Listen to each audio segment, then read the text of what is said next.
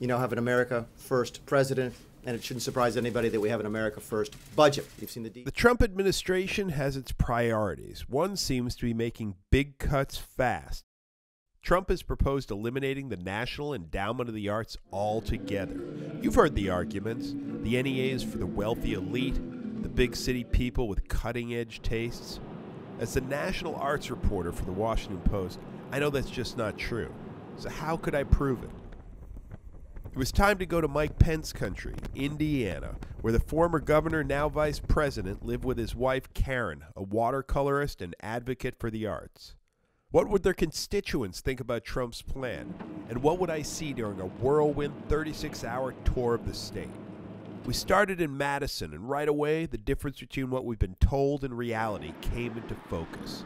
Here, the NEA pays to support small things that are of value culturally, but won't fill an arena. Take this craft program in the basement of the county museum.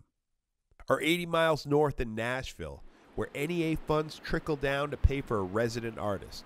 That artist gets, brace yourself, $300. We gave out 45 grants last year to artists and arts organizations, and I assume they'll do the same this year. At least I hope we do, and I hope the funds keep flowing so we can keep that up. I'm extremely worried what's going to happen here. The funding stream to support the arts is not that large to begin with, so any loss of funds will have an effect. About 20 minutes away, I go to visit Darren Redmond. So I worked on a table. She's a fabric artist who lives in the woods in a beautiful home. She doesn't have to make money with her art, so she uses her small NEA grants to make connections. I don't keep the quilts that I make. I offer them up for donations. So a nonprofit in Indianapolis took the 3 quilts for the first grant, and they auctioned them off. They got $3,000. For Redmond, the NEA gives her a chance to get out of her studio and in front of kids who don't get enough art in school and may not realize until they see her and work with her how much fun it is to create. When you're an artist, if there's money out there, you grow. Every time you receive a grant, you get more confident in yourself, and you are more willing to do projects that maybe don't pay anything.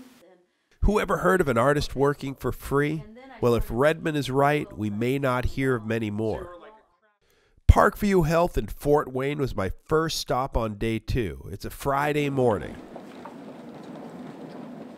Diane Gabby works with the hospital and the Fort Wayne Dance Collective, a local nonprofit which was awarded $63,000 to develop a training program for other artists in the hospital's Healing Arts program. With her ever-present art card, Gabby's job is to help relieve stress through a few brushstrokes or scribbles. She doesn't just work with patients, there are also the nurses who deal with what is sometimes referred to as compassion fatigue. What do you get out of helping make this little thing here? Okay, I would say, what we do makes a difference. You're gonna make me get all emotional. That's okay. Sorry. Seriously, this is painting. I just think that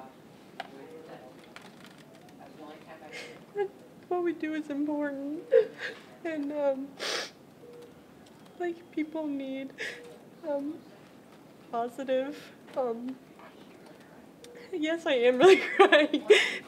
It's an unexpected show of emotion, hard to explain, hard to predict, and also hard to translate into budget dollars. But it gets to an important point. Art doesn't have to be monumental. Art doesn't have to revolutionize the world.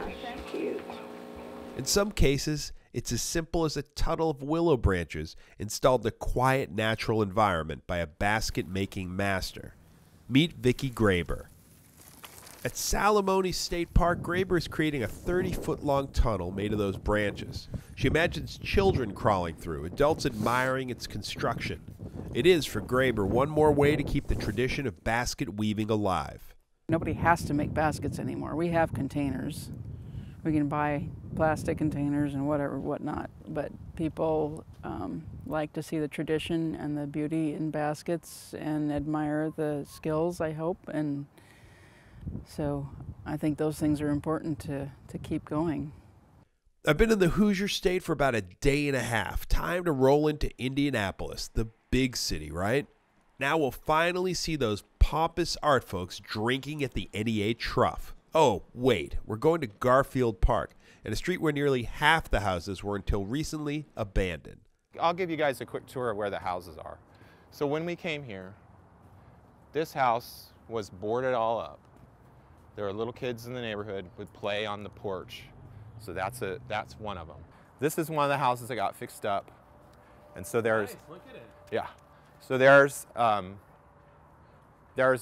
art student exhibition in here. Oh, okay.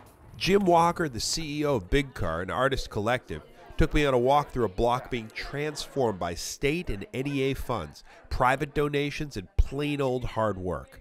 Can you imagine a block where half of the houses were occupied by artists? What could that do for a community?